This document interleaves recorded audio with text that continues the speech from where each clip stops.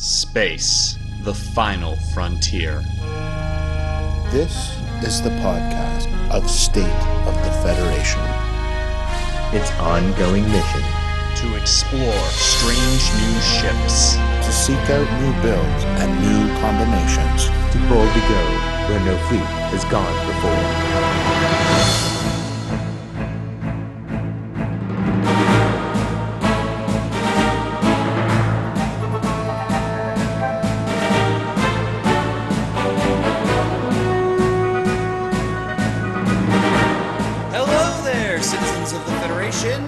Welcome back to another episode of State of the Federation.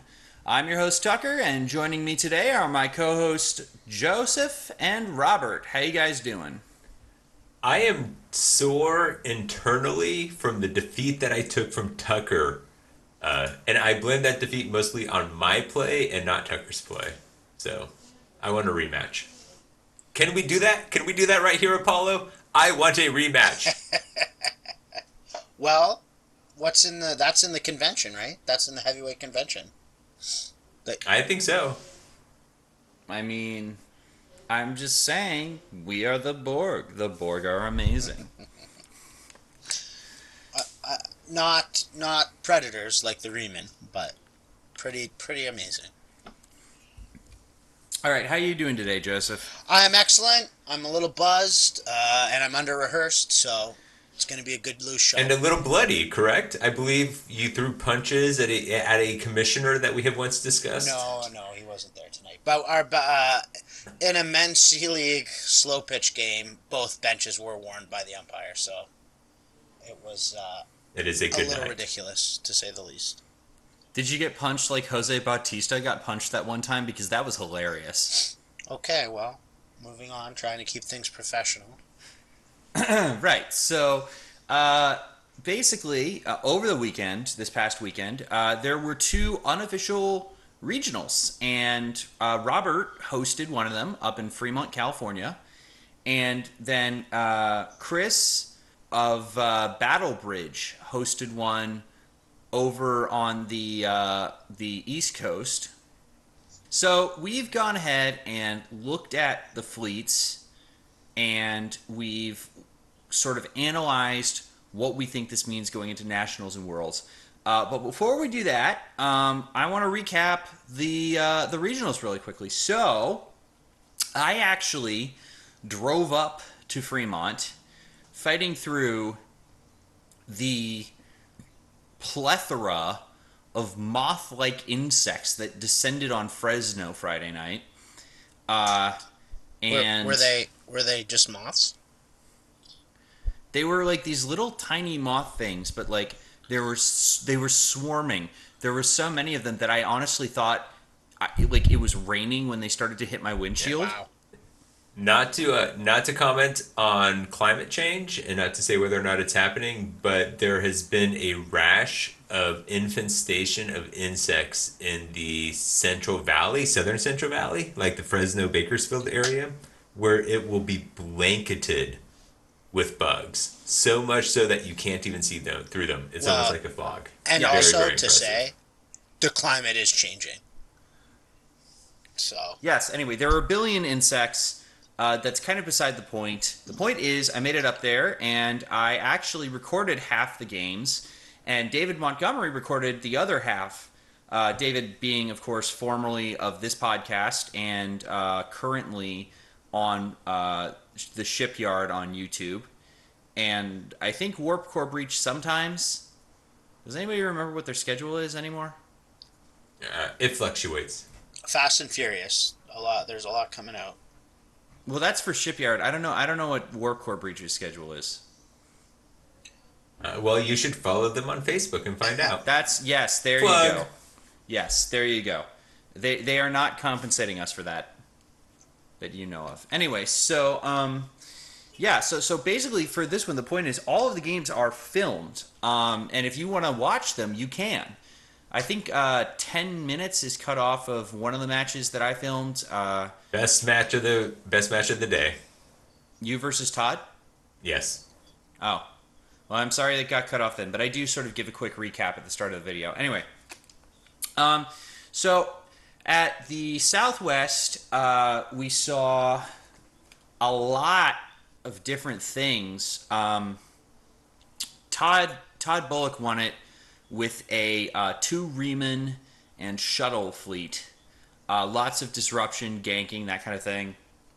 I came in second with a build based around Cube 384 that I swear to God was intended for fun, and I really didn't think it would carry me that far.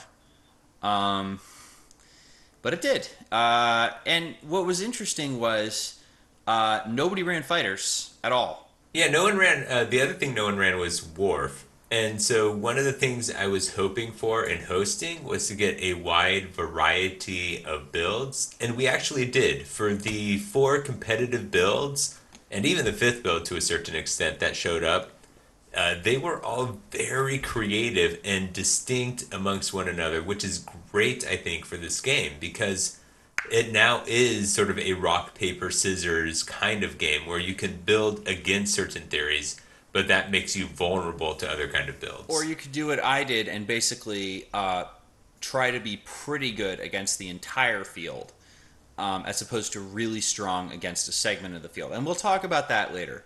As for Northeast, Robert, I think you were the one who did some research into this, right?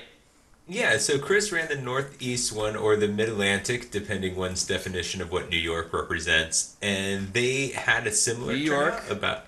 New York represents evil and the evil empire. That is only one city and one island that should not be representative of the entire state. I dare you to name another city in New York that isn't Buffalo. Abacus. Syracuse. What is that city? Syracuse. Rochester. Yeah. There you go. Is nobody going to say Albany? Albany. That's what I wanted. I was out in Albany at one point. You were trying for that was you trying for Albany? Yeah, I have a couple libations in me. I have a drink in me for every home run that Joseph hit tonight. Am I? I thought you weren't. So you're not drinking. I thought you were drinking. No, but seriously, like, am I the only one doing this show? So, oh my God. Okay, Robert, seriously, what happened at the Northeast Regionals? Northeast Regionals. They too actually had a very good variety of ships, much like in the Southwest Regionals. They had one person that went kind of thematic, and then the others sort of built to each player built to their strengths. Unlike the Southwest, we saw fighters in the Northeast, and the winning fleet for the Northeast included a USS Bellerothon that was sort of a defensive build with the USS Enterprise, which was a heavy hitting ship, and the first wave attack wing fighters with Galler class phaser banks. And the other thing that we saw in the Northeast that kind of resonated also with the Southwest was the use of the resource co-pilot. And that is specifically important because I think that after playing through the Southwest Regionals and looking at the results of the Northeast Regionals, every player now just must start with this co-pilot resource because it is just that game-changing at this point. I am of the opinion that it is not... It's really good. It's easily the most powerful resource that's currently available in most builds. There are specific builds that will want other things for other reasons. But guys, it's really freaking good. Yeah, so Tucker, you and I discussed today the issue of default and auto include. Right. And you pointed out that Jean-Luc Picard is not a auto include, it's a default. And can you explain that difference? Sure. Okay, so a really good example of this is Picard 9 versus Picard 8. Picard 9 is bar none the best captain in the game. I don't think there's really anybody who would argue with that. There are other captains that might be situationally better in certain builds, but in a vacuum, Picard 9 is the best captain in the game. Does he go in every single build? No, he doesn't. Because certain builds might want Picard 8, and the major example of that is almost anything that runs the Hathaway. Because the Hathaway needs an extra weapon slot, but it doesn't need a free action because it already gets one. So, unless you're doing something weird that needs 3 free actions, and I can't even Well, imagine what that would be. you can't do the Picard free action on the Hathaway. That's I right. thought Yeah. you could. I thought you could do the. I thought you could do action. Oh, because it says you're second. You right? could do Picard's free action if you have a way to get rid of the Ox, but the Hathaway's action has to be second. Got it.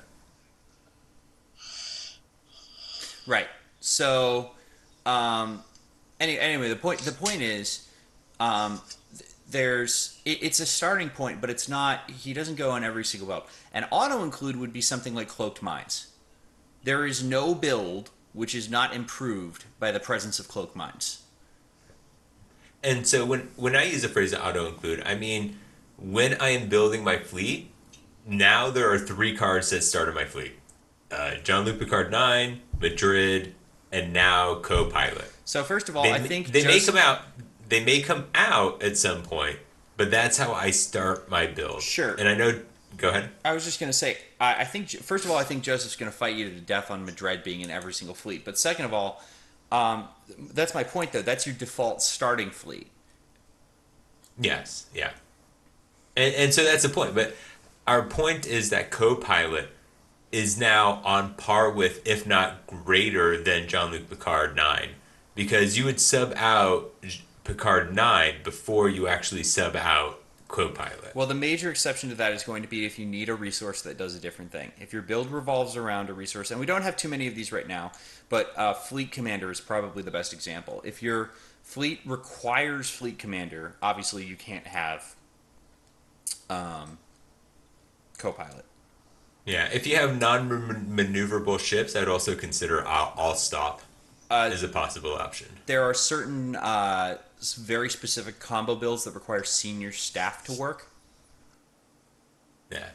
So again, these are all niches, and the other important thing is if you're not taking a resource because your fleet is maximized at points, find 5 points to save to put in Co-Pilot.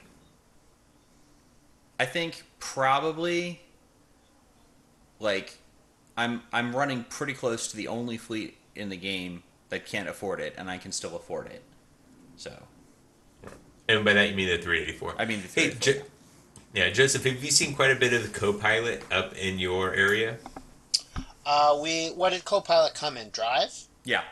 Yeah, We haven't done any OP since we got it. So that's actually a really interesting point too. It's super early into its the usage and exploration of that card.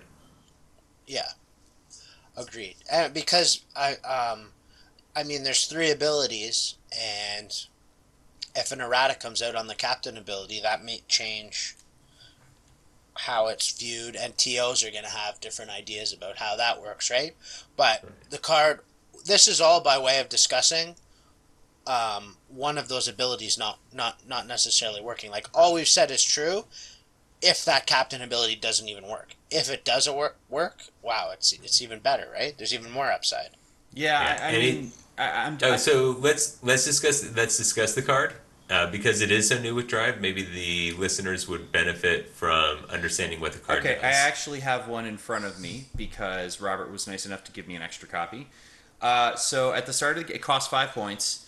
At the start of the game, you put 5 mission tokens on it, and it says specifically, once per round, during the combat phase, you may remove 1 mission token from this card to use one of the following abilities for one of your ships.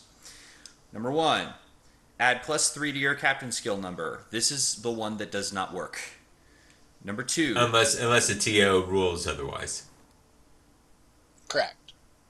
Robert, it doesn't work under the rules. Saying that it can be house but rule. I will say we've discussed what house rule means as well. But Oberoni fallacy. The Go ahead. existence of Rule 0 does not mean that a rule is not broken. Please continue with reading the card. Anyway, number 2, re-roll one of your attack or defense dice, which you will almost never do because ability 3 is place an evade or a battle stations token beside your ship. Remove this card from the game and there are no mission tokens left on the card. And you can do even if there's already one there, right? Yes. There's no restriction on that, number 1. Number 2, this is the reason this card is so good.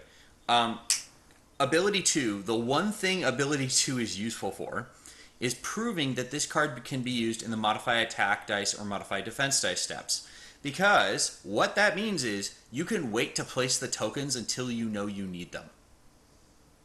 Yeah, and this is where the card clearly becomes overpowered, is that I can have ships that do not have any battle station kind of actions and wait till I roll the dice and then determine to use it. In fact, in the Southwest regionals, I was flying the weapon 0, and I would often wait to use the weapon zero's ability to roll evade dice and then elect to use the battle station when rolling evade dice. And then if I didn't use it there, I could wait till I used it for combat or for attacking. And it was just incredible to have that flexibility and option. It seems so innocuous and isn't named with any of the sinister connotations, but for the listeners that play X-Wing, this is our pre-nerf Emperor Palpatine. It gives you the help you need only if you need it and exactly when you need it. Yeah. And I think, Joseph, in the past you've mentioned you have perfect knowledge at this Exactly. point. Yeah, exactly, right? So... And I mean, so the question is obviously what's the correct way to fix this? The correct way to fix this is to make abilities 1 and 3 function at the start of the combat phase or between the combat phase and the activation phase. Right, then it becomes a slightly better general orders. Which is fine. Which is totally fine. General orders wasn't that great. It was good, but it wasn't that great. Yeah, I agree with that. I think if they made that fix, which I imagine WizKids would consider, that still makes Copilot a very powerful card, but not nearly as powered as it is currently. Yeah, right now it is... it's not the best resource ever printed, but it's in the top... 3? No. Not 3? Top 3 have to be flagships, Fed fighters, and Dominion fighters. I was thinking flagship, fleet captain in this, maybe resource board. I think there could be arguments top 3. Is definitely the most powerful. You get 20 points for 10 points. Yeah, sideboards were nuts. I miss them though. Sideboards were like... I wish they would bring sideboards back simply because it's something that I think would be really healthy for tournaments. There's so many more cards that would see play as sideboard cards. Oh man. Yeah, and I think that's a component of Magic the Gathering that I always enjoy, is that you have the opportunity to modify your build once you have seen an opponent's build. Yeah, that is interesting. Actually, as a matter of fact. Yeah, imagine if you had like 20 points worth of cards and you could swap them out in your build after you exchange build sheets. I don't know, maybe after you rolled initiative, and then whoever lost initiative had to swap out cards first, and then whoever won it, Yeah. Or just keep the resources as it is. You can take an action to swap them. No, the resource as is completely broken, because what you do is this is what we used to do with the board all the time, was especially now, especially in the era of 8-point limits to 50 ships. points, yeah. Yeah, the 50-point rule. You just use it to completely circumvent that. That's right. I mean, what it was is you know what it was. I've never realized this before, but this is exactly what it was. The sideboard was a proto shuttle that couldn't be destroyed. That's a good point.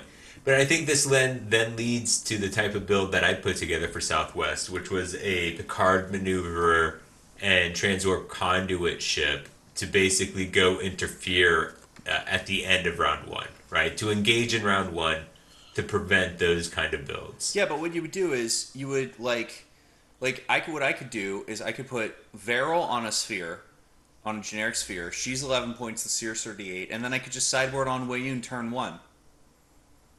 Yeah. Yeah, it would be impressive. And that was the thing. That was the thing people did. That's not hypothetical. That's what won Colorado Regionals, was a sideboard Voyager in Colorado Regionals back in 2014. Anyway, okay, we're getting wildly off topic here. So to get back to Copilot, I actually think that the most troubling aspect of it isn't the ceiling of its power, but the floor, because it takes away we touched on this a little bit with Reverse Course, the elite talent, But I think this even more so takes away fundamental aspects of the game. You bump, you still get dice quality, right? You have an ox, you still get Yeah. dice quality. Come the hell or high water, you get your focus token or your battle stations token. So Right. so unlike with reverse course, I actually am going to agree with that point here. But I think the fundamental decision it changes is the opportunity cost of taking the battle stations action is you don't know that you're going to roll battle stations. The token might not do anything for you. This you only use it when you have to. Oh, I agree. The Right. ceiling is still incredibly Oh yeah. high. Don't get me wrong. I'm not. I'm not But saying that's that. that's what I'm saying. That's what I'm saying is that not only does this have that floor you're talking about, but its floor is so much higher than battle stations floor. Like this is a super battle stations. That's right. And you build for it, right? Because you add young core, you add Worf, Captain Worf that gives a reroll. Sakona, or what's his name? The Bajoran captain that gives rerolls now. Spear 4270 tactical drone will do it. I Yeah. mean, Right. There's so many different ways to get free rerolls. You can bump, and which you should want to, right? Because if you're bumping, that disrupts the opponent's choices for what they want to do, and still getting perfect quality. That's no, right. well, oh yeah, with the rerolls, yeah. I mean, Yeah. in fact, another way to balance this would just be to say spend a token to reroll all your blank dice once, because that's already a thing a million different things can do. Right. Yeah, I think really what they just need to do, because I think the three of us agree this is on borderline overpowered, is simply to say that you get the token at the start of combat phase. Yeah. It's not. Let's be clear about this. It's not flagships bad. It's not resource sideboard bad. But it might be fleet captain bad. I think it's fleet. I think flagships have been neutered, especially in light of the 50-point restriction. So I now think that this is worse than the flagships. I completely disagree. The ability to get free action target lock and or battle stations, the ability to pump a But ship. you're getting that now. You're getting free battle stations only when you need it. Sure. And in addition to that, it gives you extra. The flagship gives you extra durability. It gives you possibly a green die, certainly a red die. It gives you. It lets three hull ships support fighters. It puts slots on ships that shouldn't have those slots, and it can do things like give your fleet extra movement or bonus attack dice. Like if the problem with flagships, and this is from somebody, remember, I was there, dude. Like, I played through the tournaments where they were these things. The issue was you got all of those things. It wasn't like you got one of those things. You got all of those things. Imagine if you got co-pilot, and then for 5 more points, you also got like a bunch of extra hull and the fleet You get captain. +1 PAV, 1 agility, and like 1 shield. That's not quite what it does, but anyway. And no, because co-pilot you can use if you bump or your ox. Right. The free action you couldn't. And 10 points is a lot when you've got a 50-point cap. Now, yes, they were great. They were very abusable, but Yeah. So I'm quick not side even sure tangent. they're better than. So quick side tangent. Joseph, name the one ship you'd run a flagship with right now. The ISS Defiant and maybe 1764.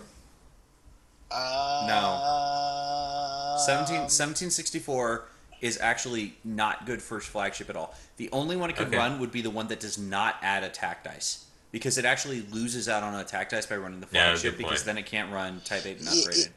Yeah, but that one's still good. That's a free action target lock. Oh yeah, no, it's good. It's just I would rather flagship, for example. Okay. The So Equinox Joseph's for- answer was the ISS Defiant. Tucker, what is the one ship you'd run it with? I would say personally, either the Equinox, like I was just saying, or I might want to play around with Alpha Hunter. That's Yeah, a good those one, are- too. That's a good one. Because the thing is, there's a flagship that says after you move, you can grant a movement to somebody else in your fleet. And since Alpha Hunter's trigger is also after you move, you can stack those in whatever order you want, so you can put yourself in range of somebody else if you need to. And it also would give the Alpha. I believe that one also adds hull, so that would give the Alpha Hunter enough hull to launch a shuttle, which would make it much much better. And I think that you know what I'm curious what flagship that is because that might actually put the Alpha Hunter at a decent number of attack dice too. Like that's I think it's Independent Dominion, so it's the one that gives the target lock reaction but no attack dice. hang on. Well, they're looking that up. The ones that came to my mind, Robinson. I think the Robinson that would get that +1 hull to be shuttled would be amazing. Yeah, that's true. Yeah. Oh, here's one. The one I'd put on the Equinox is the one that adds an attack die, a hull, a shield, and oh yeah, a free evade action and a free action for somebody else in my fleet. That would be that's good. I still think it needs that free battle station. With how many evade dice your Equinox is generally rolling, the battle station is better than the evade token. Well, then I could just use the Federation flagship, which is that except free action. Yeah, it actually, Federation flagship would be amazing on the Equinox. You're right. The movement one is the one that doesn't give you a primary attack die, but then I guess you could put that on something like the 1764 and be fine. And Though I guess that doesn't need a free action target lock, does it? where that one's actually amazing, and I don't know why I didn't use this as my initial answer, is that goes on the 608 because you don't care about the attack dice. The extra evade, hull, and shield really makes the 608 tougher. And now you're giving a free action movement to your other ship, which is usually a big Borg ship. So now you've got two ships moving like a 608. Yeah, and especially because, as I said with the Alpha Hunter, you can stack this such that you make your 608 move first, and then you grant the flagship move. That would be disgusting.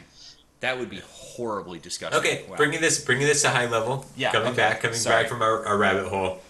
So co-pilot, I think what we really want to emphasize and why we've talked the last 15 minutes about it or so is when you're building any fleet from here on out until it's errated or until 18 months pass, co-pilot is your resource. Full stop. As I've said, I don't quite agree with that, but it is certainly something that every build should definitely be considering. It's the starting point. It's the starting point. It's the default. Yeah, right. I mean, it is as good as Jean-Luc Picard 9. Yes. It's probably better than Jean-Luc Picard 9. Well, it makes con better. Oh God. It makes Gen Con so disgusting with this. Gen Con in a co-pilot world is better than Jean-Luc Picard. Oh God, yes. Gen Con in a co-pilot world is better than literally everything. Actually, Core might be. I kind of think Core is a better captain than Picard 9 these days anyway, But you have to pair Core with Worf. Right. So I feel like you have like Worf and Drex tailing Core, where Picard 9 can go anywhere. It's also, as I was saying earlier, it is far, far more difficult to get battle stations without a captain than it is to get a reroll. That's true. So anyway, all right, moving right along. That's basically what happened at regionals, and also about 10 million things about a resource we can't even use anymore.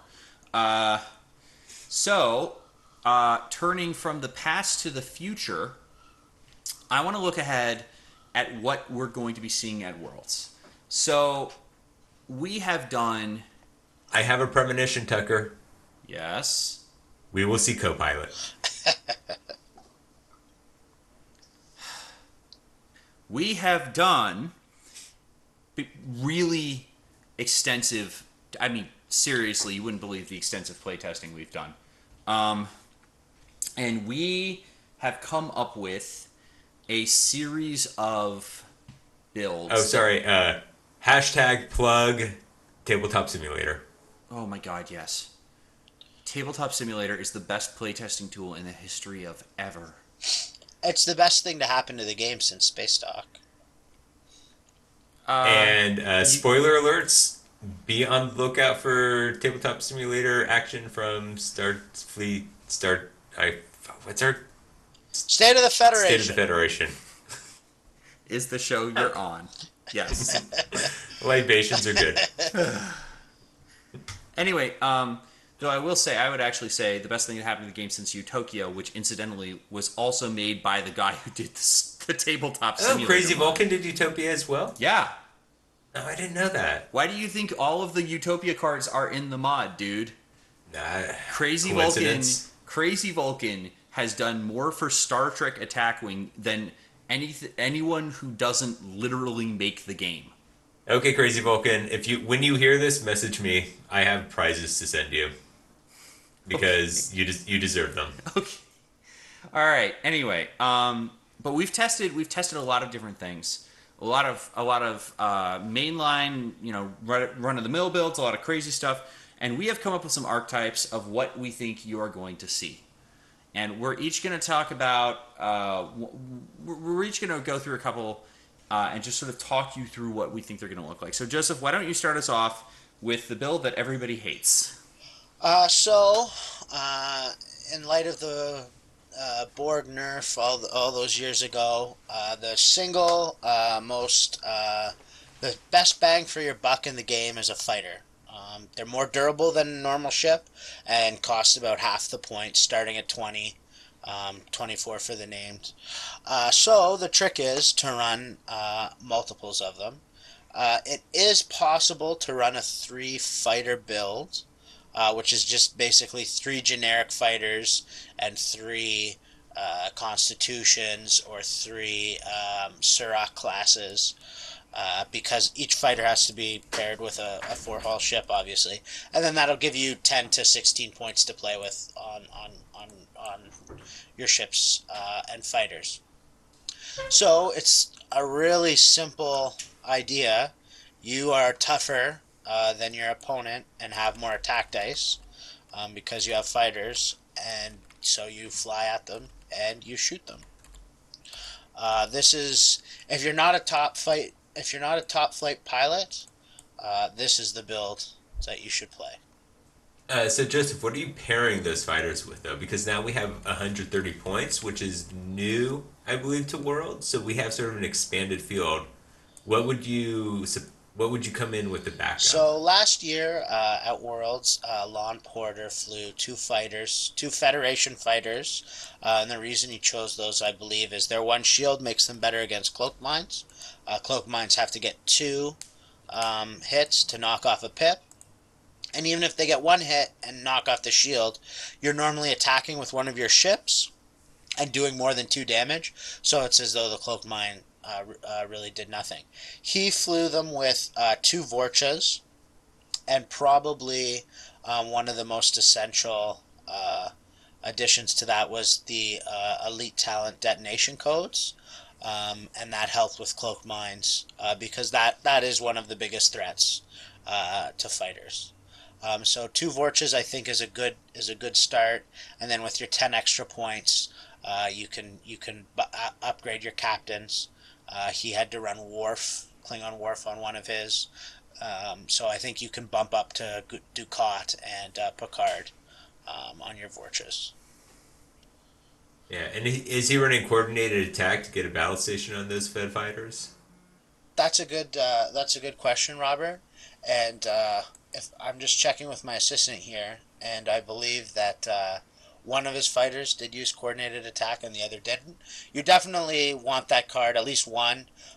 It gives you punch against fighters because, of course, against cloak ships because, of course, fighters don't have battle stations on their action bar, so they have no way to get quality against cloakers on the opening engagement. So Joseph, does your assistant have sultry legs and a beautiful voice? Uh, Very different than that, to tell you the truth. Very dissimilar to that ideal. But I am considering making a switch, so we'll see. So, but I think also with his fleet, he only had 120 points. So when we're looking at multiple fighter fleets now, you get that additional 10 points that Tucker pointed out, which really can make a difference in how you build.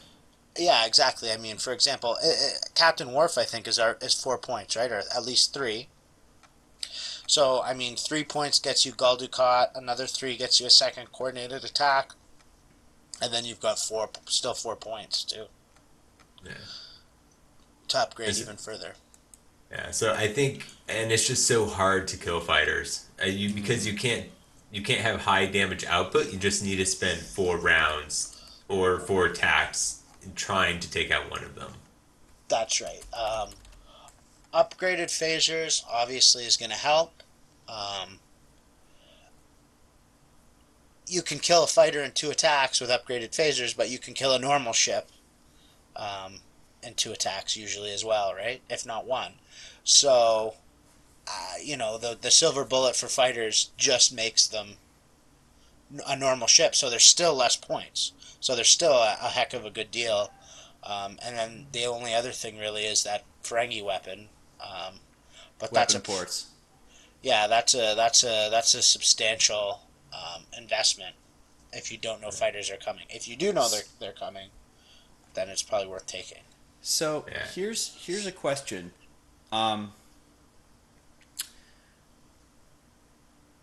You may remove one mission token from this card to use one of the following abilities for one of your ships. Place an attack or place an evade or battle station token beside your ship. This doesn't work with fighters, does it? What, co-pilot? I think it's. Co-pilot, Yeah, he's talking No, about no co-pilot, resource yeah. works with fighters. That's right. Yeah, I always forget that part. So Although technically they are ships for the purposes of combat, so you get into a little bit of gray zone when you use the word combat phase. Well, no, because you can't use a resource with fighters. Joseph, right? Like you just can't use resources with fighters at all. Which is an example of a time you wouldn't use co-pilot. Is if you're built, for example, if you were running, I have builds sort of put together here. 3 Surok classes and 3 generic fed fighters with coordinated attack is 123 points. So obviously you wouldn't use, out of those last 7 points, you wouldn't use co-pilot because you can only use it with the generic Surok classes, which... So Tucker, what you would do is you'd upgrade your Suroks to generic constellation classes, add upgraded phasers and Type 8 phasers to one of them with Gen Con, and then run co-pilot. You don't have nearly enough points for that.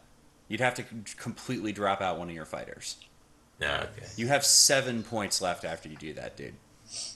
No, well then you can upgrade all of them to constellation classes. Putting instead of No, Suroks. you Yeah, upgrading that's them to 4. No. One gets upgraded phasers, which is probably worth it against other fighter builds. A Surok class can't get upgraded phasers with the points you No, have left. you have It would 7, cost- so you upgrade to 2 constitutions, that's 4. And then your last 3 points are an upgraded phaser on one of them. I think I'd rather get the named fed fighters, and then spend 3 points somewhere on something. I don't know, support ship maybe. Yeah. Well, that's another way to do it. Support ships 4, whatever. You find something. So I'm looking up Surok classes now. They're 18 points, and then Wow. What's it? You know what I would do? I would spend the last 3 points on tactical pattern theta as a little bit of meta against upgraded phasers. No, yeah. Try to take out a weapon. Yeah. Or I guess that actually doesn't work because they choose which weapon to discard and they discard You type have 8s. you have detonation codes in yours, right? In your build. No, not in Yeah, the one that he that's- just listed. Yeah, but you could get det codes. You could do Q You- and det codes. And you'd Any have fighter enough. build, I think the number 1 card that it wants is detonation codes. All right, let's keep moving on. Besides fighters, what else do we got? Robert, talk to us about tanking. Are we skipping around? What? The next one you have listed for me is defensive builds. Do you not know what tanking means? I think defensive builds. I think tanking is taking damage. I see his defensive builds as avoiding damage. Okay, so this is all right. This is a definitional thing. So the reason I call both of these tanking is it comes from it comes from something that it comes from Star Trek Online, and I think it originally came from EVE Online. There are 2 different ways you can tank. You can shield tank or you can hull tank, which means you can either use effects to quickly repair something that sort of is designed to fluctuate, or you can take damage. You can just take a bunch of damage because you just have a bunch of health. Right, but not to get into the to the history of the word. I'm trying to remember what that word is. Damn it. What is the word? The history of a word. Etymology. Etymology. Thank Oh, you. etymology. Yeah. So the point Yeah. is, I consider high defensive builds that just eliminate all your attack dice tanking, but it's a different kind of tanking. Yeah. Yeah, In but the effect, etymology of tanking comes from EverQuest and MMOGs, where it was the individual who would absorb the damage, not so much evade the damage. I mean, okay, yes, but let's not argue about EverQuest. The point is, let's talk about what defensive builds look like in this game, because there are two main categories, which I think you just mentioned. So go over those again in a little bit more detail.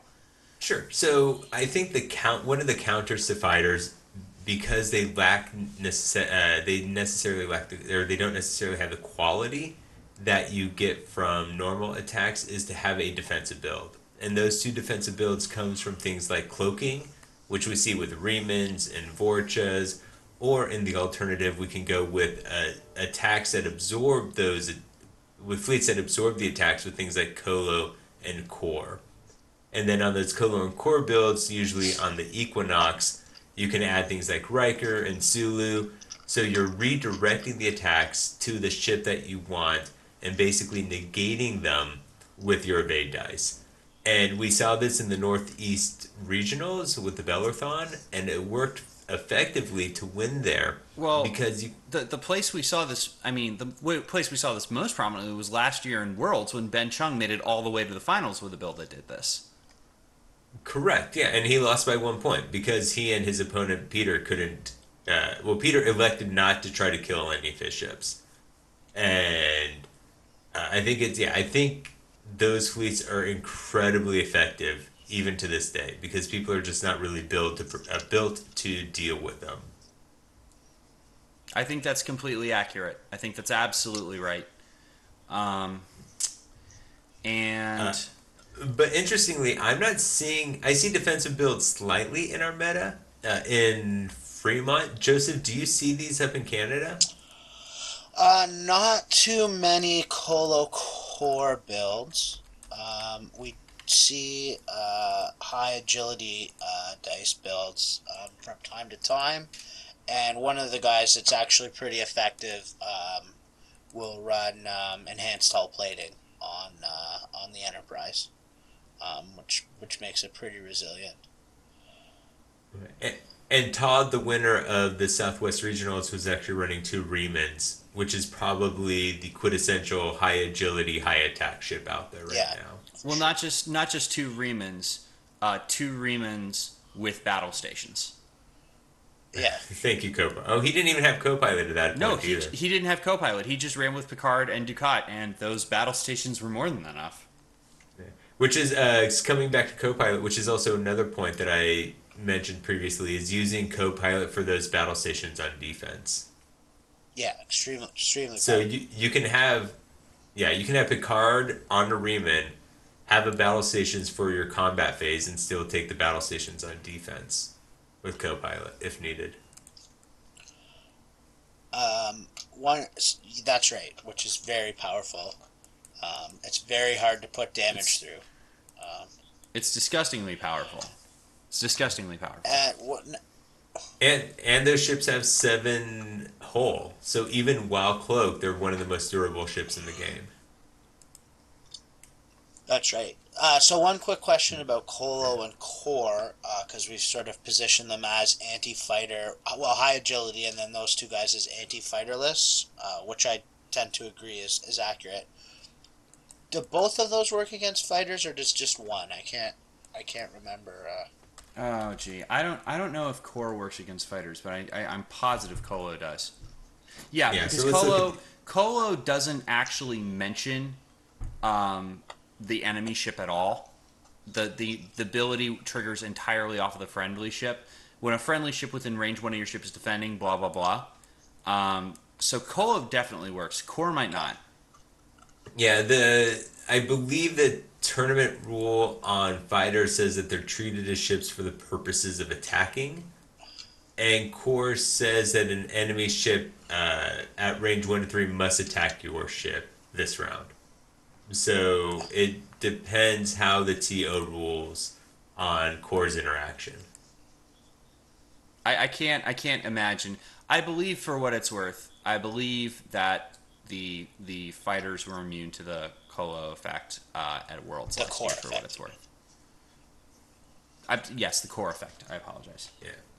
Yeah, and I think if you are going to Worlds, if you have these nuanced questions, find the judge day one and ask these questions before you complete your build. Completely agree with that. Yeah, you need this clarified. But yeah, defensive builds, they're entirely viable. You have Sulu, you have Crew Riker, you have fleet commander that you can pair Colo with somebody like a Vec, so you get rerolls on your blanks, and Equinox, which allows you to repair your shields. There's so many variations that we see in defensive builds, and they're all incredibly viable. Okay, so that's another type of build that we can look at. So we've got fighters and we've got high defense. If we want to look at sort of Magic the Gathering categories here, we've got an aggro build and we've got sort of a. You know what? I'm actually going to cut that. Let me start over. Okay, so we've got two kinds of builds so far. We got fighters and we've got sort of high defensive. So, Joseph, what is sort of the third archetype we were looking at past those? Well, we were talking about disruption. Specifically, last year, Peter and I used a shuttle as a disruption vehicle to use projected stasis field to lower shields, and then second of five to force the opponent to discard an upgrade. Todd used the same shuttle to great effect against you guys Yes. last Yes. weekend, and so it has it can help because obviously lowering your opponent's shields is great.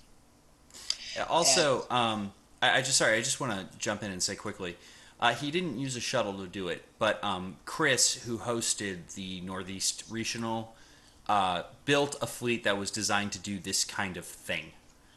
He didn't use a shuttle, but he used a lot of disruptive cards to go in there and attack the opponent's game plan. Craig did this last weekend at Southwest, so there's a lot of different ways to do it. yeah, one. Yeah, and Uh, sorry, and I'd also point out the other means of disruption that both Tucker and I used is to cause bumping. Because if you can cause the other ships to bump your ships, they'll lose their actions and disrupt the intent of the ship. That's right. So discarding an upgrade is really the same as causing a bump so that they can't use the upgrade. It achieves the same effect.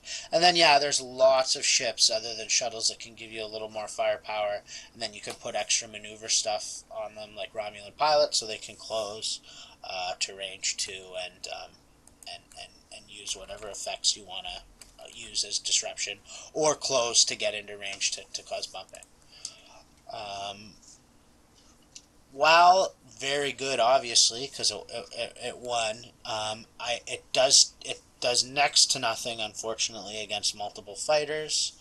And as long as the defensive build is not relying on shields, which most don't, some do, an Equinox build. As long as they're relying on defense dice, it's not that great against defensive builds either. It is. Yeah, defensive. You're right. Defensive builds have a difficult choice in getting better defense or taking something like cost or dispersion field in order to protect their fleet. Right, and if it's an agility based defensive build, discarding, for example, Sulu costs them 2 dice. That's good, but they're still probably rolling, 4 or 5 at that point, right? So it can help, but it's not as quite as a dramatic um, as it is But against other builds. Joseph, do not forget the two most important disruption cards in the game: Go on. Madrid and Energy Dissipator. Ah, no. You know what else? You know what else is not one of the most important disruption cards in the game? Superior intellect. Well, If you have constructed a fleet that solves every other issue, then it is possible that Gold Madrid might be worth taking. If you can line up a shot to get an energy dissipator out of a 90-degree arc, and then you should do something else, because you can do anything, right, at that point. The world is your oyster. Yeah. You can line up an Energy Dissipator at range 1 with the 90-degree arc. So that Might as well run a fighter. yeah. So don't that one. Madrid, I can see, as much as it pains me that there's a theoretical fleet that I've never seen. I will add that could use him. Energy Dissipator is no good. I've actually seen Energy Dissipator be very effective against the board. Well, yeah. I mean, lowering their shields So- is something. let me get this straight. Your plan is to use a ship, or a weapon, I should say, that requires a 90-degree arc in range 1 against possibly the most mobile faction in the game. That's your They're plan. not noble. They're not mobile if the Energy Dissipator hits. Robert, I think you're missing my point. Well, they're mobile up to the initial engagement, but if you can lock them down in the initial engagement, then the Energy Dissipator basically takes them out for the rest of the game. But Ladies and gentlemen, It's not easy. I'm telling you, it's possible. It's just ladies not and easy. gentlemen, Tucker is an admitted Borg flyer, so methinks he protests too much. Run your energy dissipators. I really wish we were still doing video so you can see how hard I'm face palming right now. There's certainly still a place for disruption. Actually even last year it started to get the two action shuttles started to get outpaced. Though obviously Todd shows it can still do all right. It did well in nationals, but then on the second day in Worlds, people had already adjusted, and there are a lot of fleets that it just doesn't really do anything against. It doesn't quite cut the mustard anymore. And also to point out, there's a difference between an entire disruption build and just having 1 or 2 disruption cards in your build, which you should also consider for the building That's for right. Worlds. Right. I mean, I think it's a pretty rare fleet that wouldn't be helped by second of 5 or projected stasis field. Yeah. I mean, DS9 Quark with projected stasis field, if you have nothing else to do with 3 points on your fleet. Well, keep in mind he can't carry without some way to get around faction penalties. He can't carry a PSF. Correct. Yeah, unless it's Klingon or Quark's Treasure. Khan or Quark's Treasure. There, yeah. So anyway, that gives us a pretty good overview of disruption. But as one of the weaknesses of disruption is if they don't have a lot of targets to disrupt, it doesn't really do much, as Joseph said. That's the adjustment that people made. So Robert, talk about the kind of builds that are least vulnerable to that for that exact reason. Yeah, so one of the builds that I always like in the game is just to go with heavy hitting ships, right? My goal in these situations is throw as much dice with as much quality as possible and forget about everything else. And these type of builds look like 2 Remans with Ducat, Picard, and a set of fighters beside them. Or in the alternative, using Admiral Worf to try to get 3 attacks off before my opponents can attack. So what I want to emphasize in these situations is high attack value, quality, high captain skill. And we have time and time again have seen these succeed in nationals and worlds because you have things like Gen Con that allow you to attack first. You have core with crew wharf to get up to captain skill 11, and they tend to be able to just hit hard, hit first, and prevail at the end of the day. And their simplicity makes them effective, right? Exactly. Yeah. And usually you're running them. Usually you have two very powerful, very simple ships, and then you may have a support ship. I often see them that support ship be fighters, which again is simplicity and a plethora of attack dice. Or you may see something like a Romulan science vessel with a Madrid on there, or some kind of disruption card. But it's keep this fleet simple, roll dice, and just punch through your opponent's build. Yeah, absolutely. You're rolling big dice at a high captain skill, right? It's it's simple, but it doesn't get much better than that. No. Yeah, and the only frustration from my part is that Gen Con is so hard to get these days. And generally, the people going to Nationals and Worlds already have it, but even I do not have a copy of that card because I'm not willing to now pay the $75 to $100 that it goes on for eBay. I got mine for free. Yeah, I hate you. I paid the iron price for my three of them.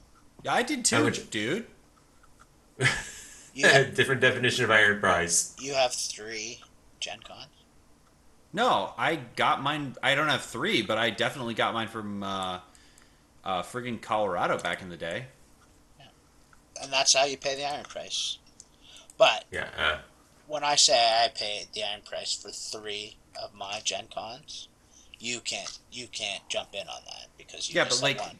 Like, dude. There's why like, why even have one? It's like just one away from having zero. because he's unique, and having three is exactly like having one because you can only run one in a fleet.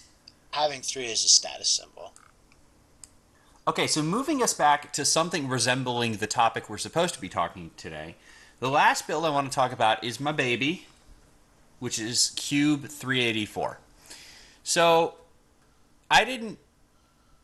This was just sort of a fun theory I came up with, and then I play tested it against Joseph and won, which was shocking to everybody involved, believe you me.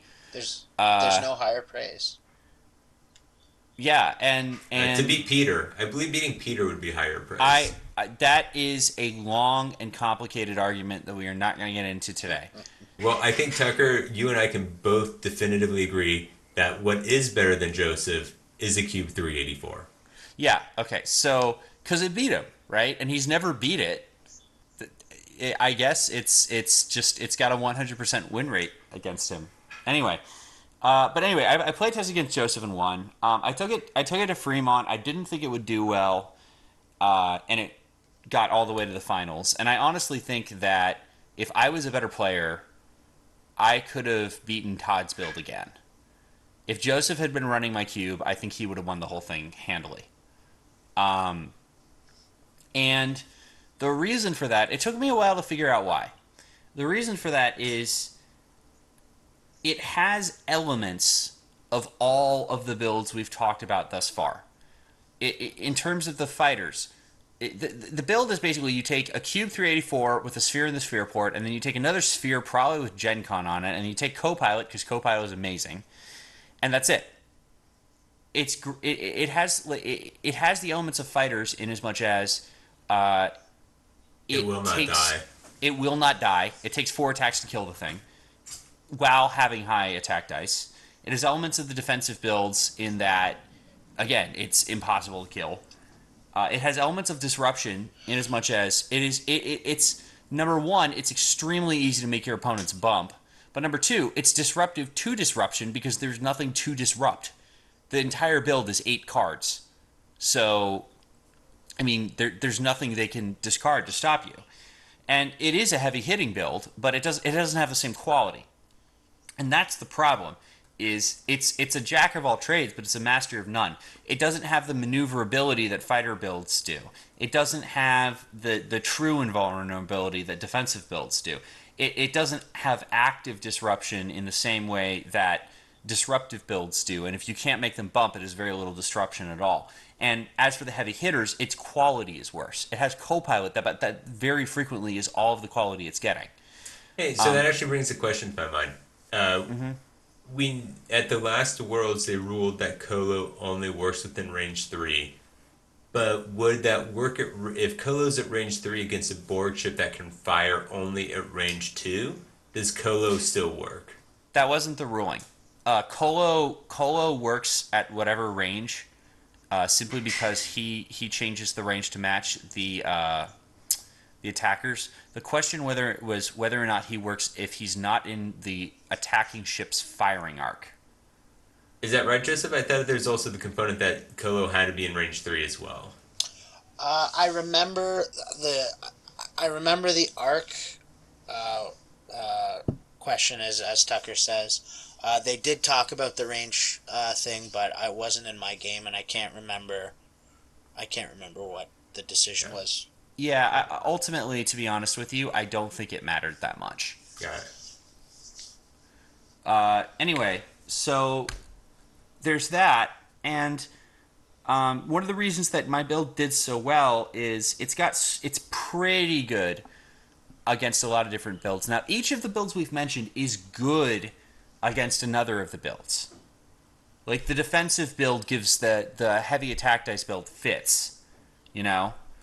The disruption build like completely wrecks the defensive build because the defensive build is so combo focused.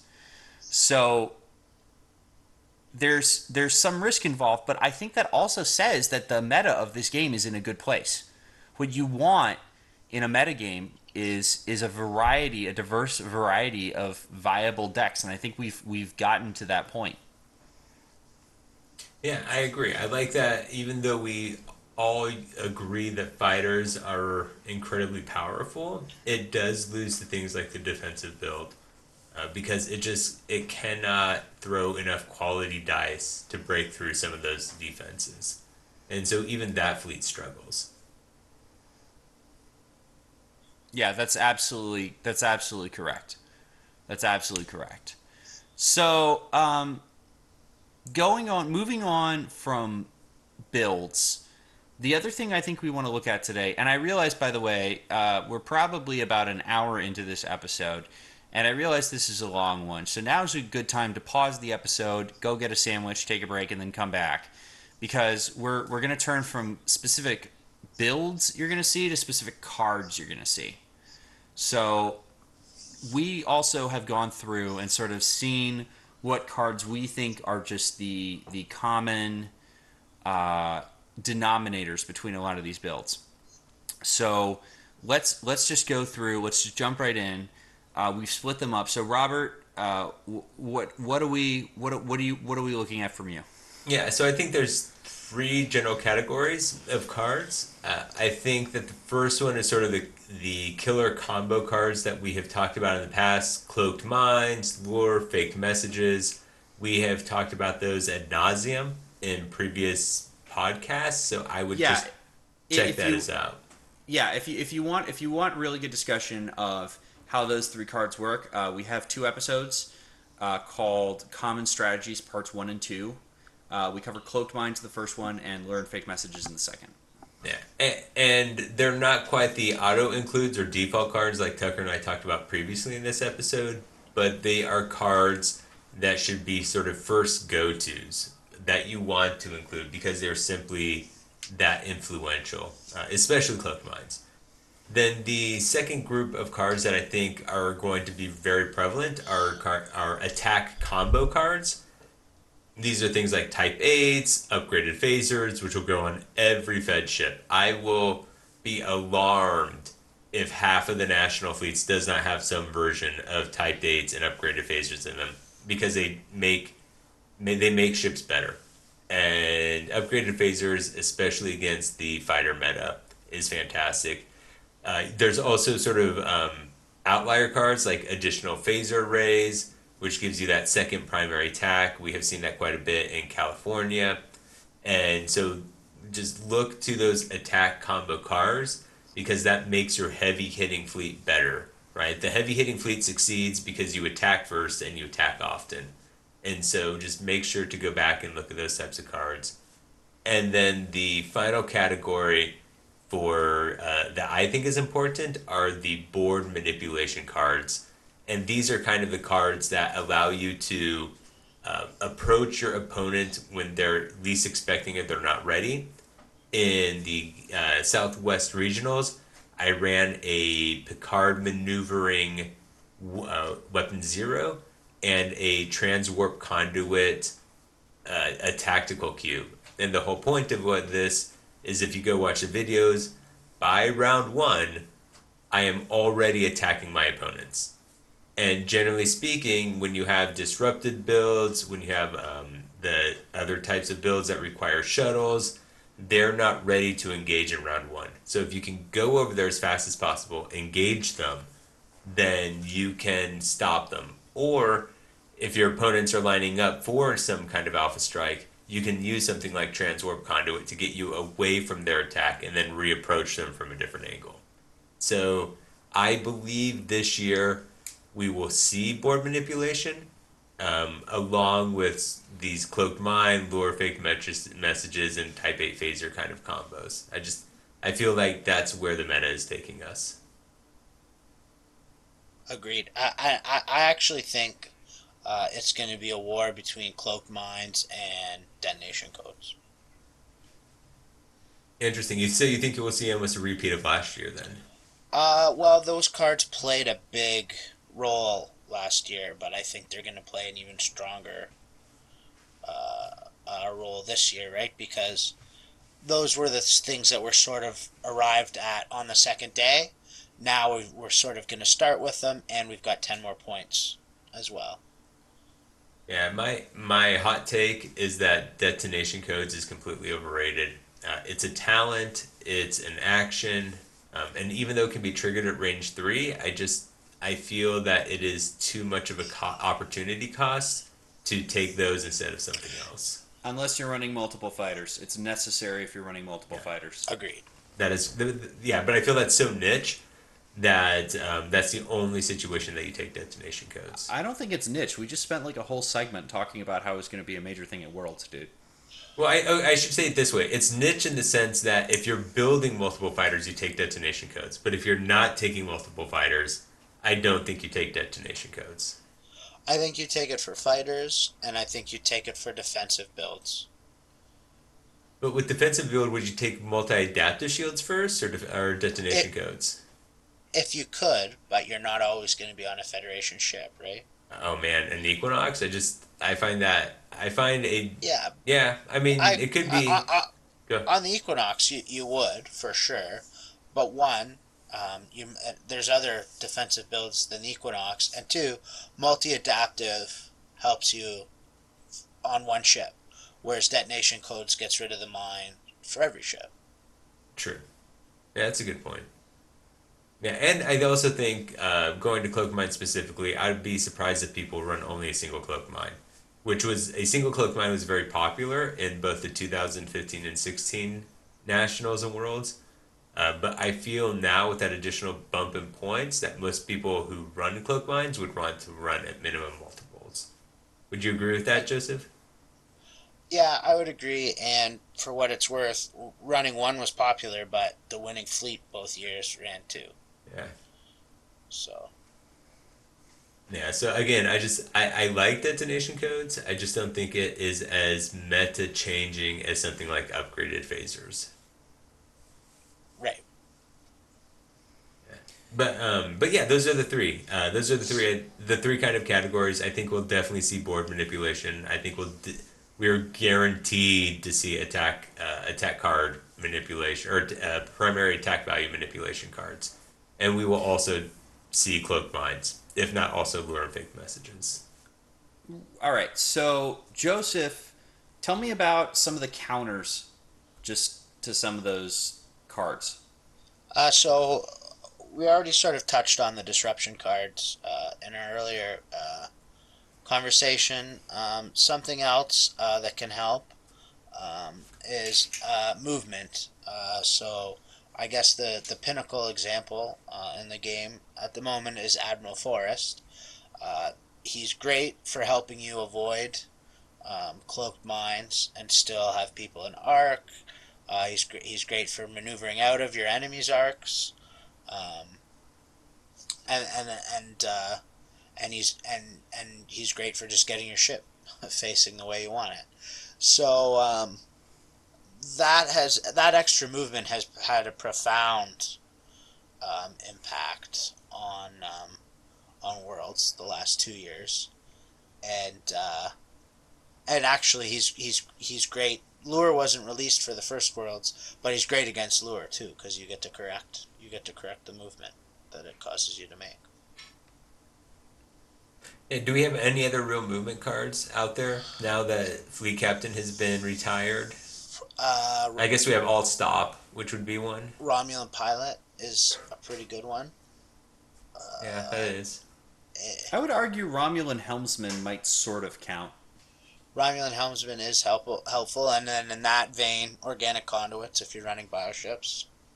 Yeah. I like Power Grid as well, as sort of the same concept of being able to remove an Ox token for doing a red maneuver.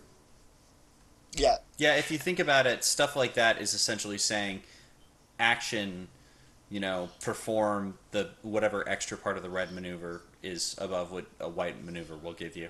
Yeah, and something actually on a slight tangent, something Tucker did in the regionals, which should be brought up, is he used a derelict ship in a very good fashion because he knew his 384 would be stressed when he went to range 5 or 6, so he made sure that the derelict ship, which removes an Ox token, would be in range 1 of his 384. So people remember to use the objective tokens to your advantage when you're placing on the board.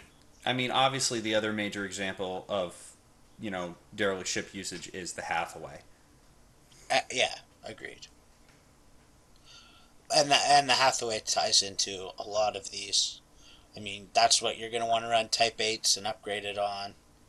Um, you know, it's Yeah, it cannot be overstated the flexibility the Federation now has with both adding shields and adding attack value to some of yeah, those smaller because those ships. 180 ships now they're good against fighters because of the upgraded phasers.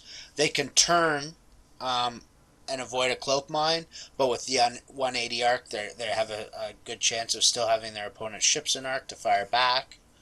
Um, They have the shields to survive. They're no longer 7 durability, but they're now 8, 9, or that's right. 10, depending what you want to do. And against fighters, they can go forward and get beside the fighters and use their 180 arcs too. Yeah. Yeah, I think we'll see quite a bit of those types of ships. I would agree. Yeah, I would agree. Yeah, so just what are some of the key disruption cards that we should expect to see? Well, we talked. So, second of five is a good discard card. Projected stasis field takes an attack away. Um, I don't think we'll see him, but an interesting option from way back when is Croesus.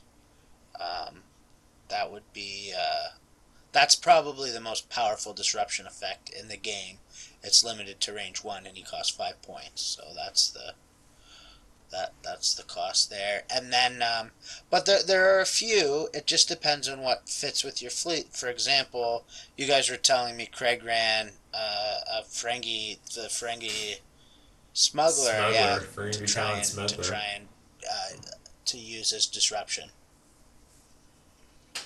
And also don't forget Deanna Troy, which is a great a great disruption card. As a matter of fact, yeah, she is high up on the list because she gives you that battle station token. She's not costing you quality, Does she flip cloak as well? and she also flips a cloak token. Yeah, sort of almost strictly better than Chang. Will. But not strictly better than Madrid. Joseph. Wow. do different things. One helps you win the game, one helps you lose the game.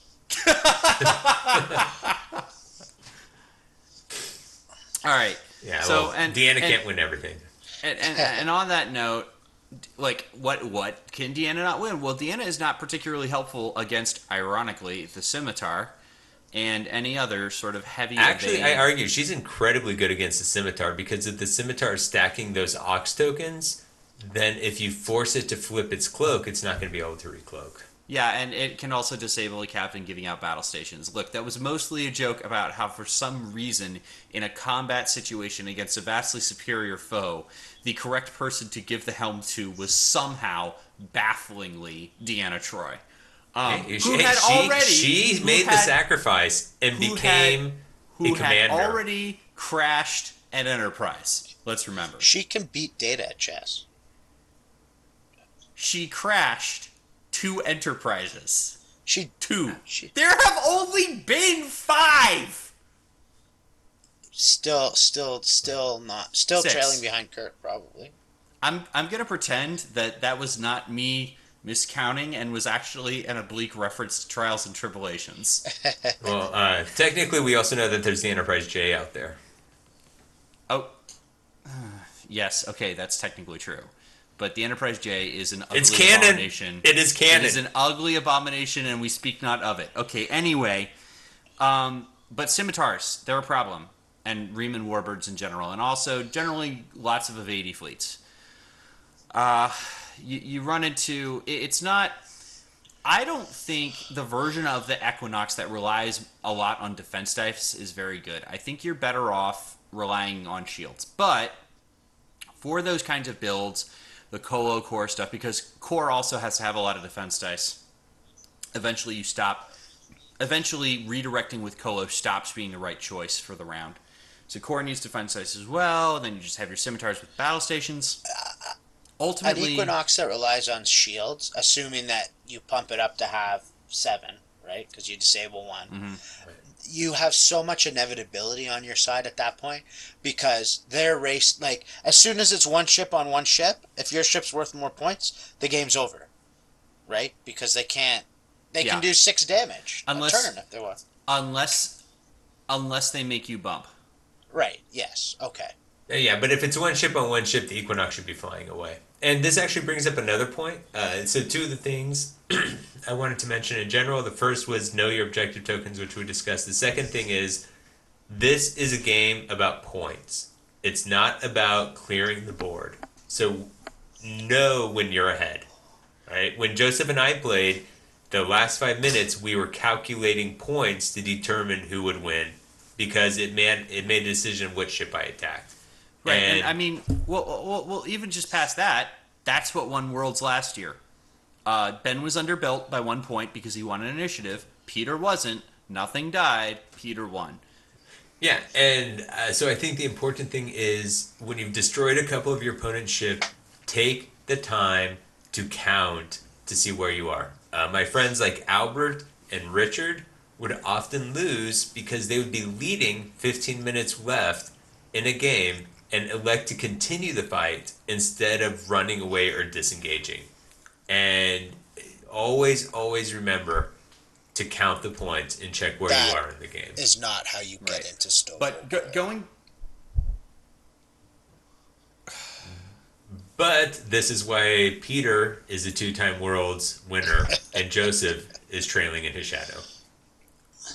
Okay, anyway, the counter... We're talking about defense builds. The counter to these... The best counter, in my opinion, is mag charges, which probably lends itself to Scout 608, but there are other places you could put them. It works good on big warships. Works fine. You know, because it gives them range 3. I know, you just don't always have the points, is the thing. On the big ships, you don't always have the points. But I actually also like them on the assimilated Burrell because it gives you that flexibility. That's where I like them. Or actually, I like them even better on the Dominion. Is it a Gaylord? It's a Gaylord, yeah. My favorite ships. You've got a 180 arc, right? Mm-hmm. Yeah. It's a Gaylord pretending that it's a Keldon because it's got 5 attack dice. But no battle stations. Thank you, co-pilot. Oh, And if I no had fo- co-pilot in 2015. Well, and no, no it's fo- it's it it's doesn't have four banks, so it's it not a does. Kelvin. That's true. It doesn't have four banks, but the thing is, you don't. That's the other great thing about Mac charges. You don't really need battle stations as much because it converts a battle stations to a crit for you. It's amazing. Which is sweet. All right. So evade. So what other types of counters are there to evade ships? I think mean, we talked about disruption cards, right? Because if you can second a 5, their one of their shield cards, like improved, or like if you can second a 5 improved deflector screen or matrix shielding, those are good ways to use second and 5 to try to get through those defensive builds. Huge. uh, Sorry, go ahead, Tucker. no, go ahead. Huge attack dice is another way too. Duras, barrage of fire. Right, we're not Right. talking. When we say huge, by the way, we don't mean 6 or 7. We're talking like 12 to 17. Yeah, 10 plus for sure.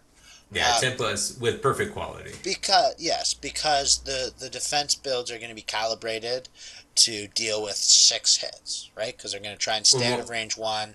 That's the highest primary. If they're calibrated for more than that, then they're sinking. I don't even know if you can. Well, they're you're sinking. yeah. No, points. actually, what they're generally calibrated for is 3 attacks at 6 dice each. That's right.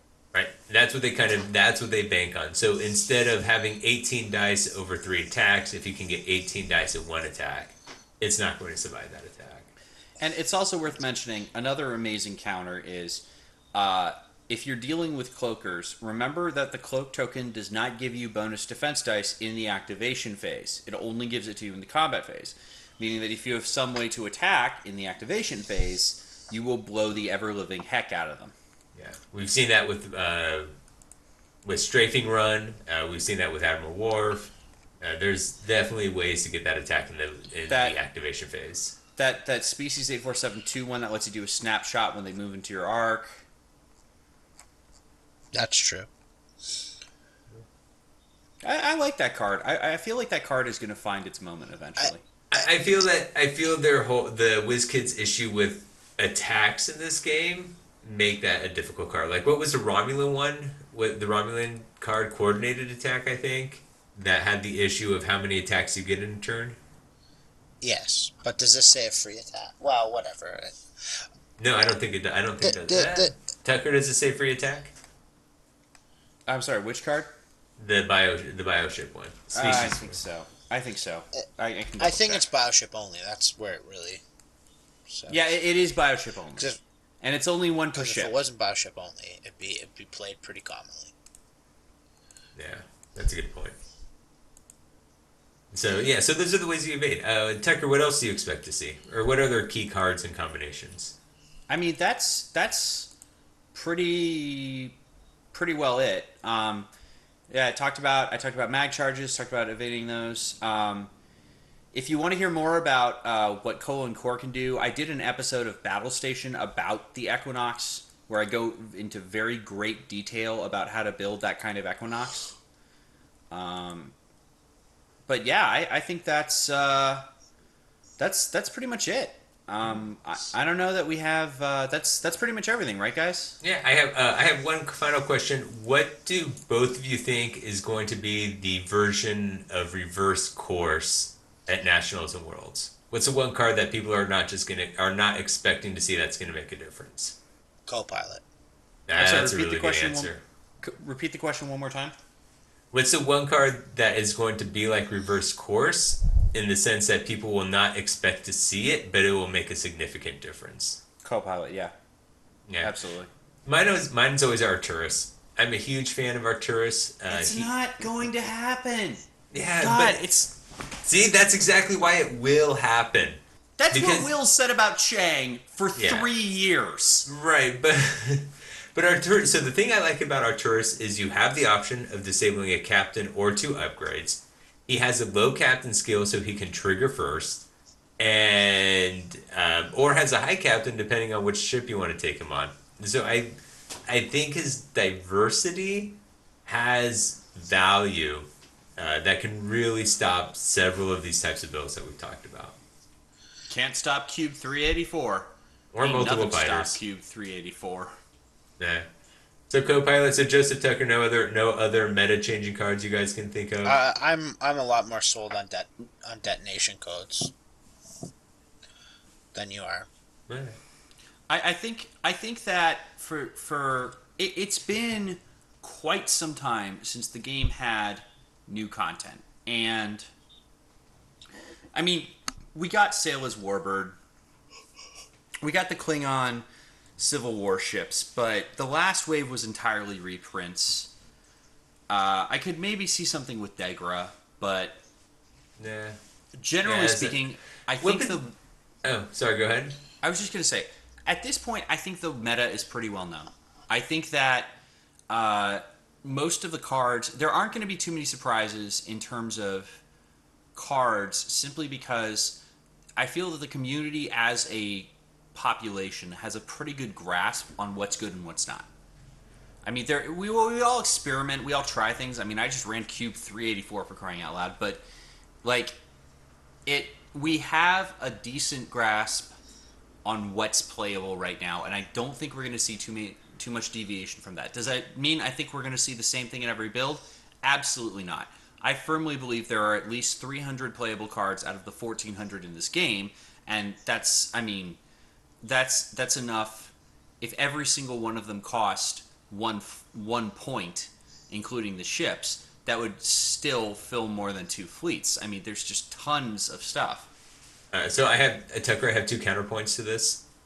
The first one is something we've talked about ad nauseum, so it's not really a surprise. But I think the 1764 is going to make make its presence known in these builds. And the second one that's been out for a while, but I now have discovered is incredibly hard to get, harder to get than your 384, is Weapon Zero. And in playing Weapon Zero, I found it incredibly survivable with its ability. Yeah, And the Weapon Zero ability is nuts, especially if you put Golovec or Kiefana Mansour on there, which you weren't. No. But then again, why was it so good for you? Because you had... Co-pilot. Yep. There Without were a a lot doubt. of times. There Oh, were a yeah. lot of times where you Until I naturally rolled 6 of 8s on 6 dice. Yeah, but there were many rolls before that where you had 1 of 8 and 3 to 4 battle stations. And I co-piloted those. Absolutely. Yeah. So that'd probably be my two ships that I think we'll see at some point. All right. Well, Joseph, any final surprises? No. I'm afraid not. I think the one surprise that he's expecting to see is that he beats Peter in Worlds. All right, you know what? That's a whole other argument, and we could save it for a different time. Next time, it'll be post-Worlds, and we'll have I am going to be at Origins this year. I will see all of you that are going. Joseph will see all of you that are going. Robert sadly can't make it. But we will be there in force. You'll please look out for all of the coverage I'm going to be doing. I'm going to be posting it to our Facebook page. The write-up will be on Board Game Geek as always. So next time we'll be talking about what happened, and we'll bring it to you live as we hear it. So have a good night, everyone. But until then, dials down and make you be generous with your dice. State of the Federation is a non-profit fan-based production of Tucker Kobe, Joseph Vanderyacht, and Robert Fletcher. Star Trek Attack Wing, and all other copyrights are owned by their respective copyright holders. State of the Federation original concept created by William Sanchez.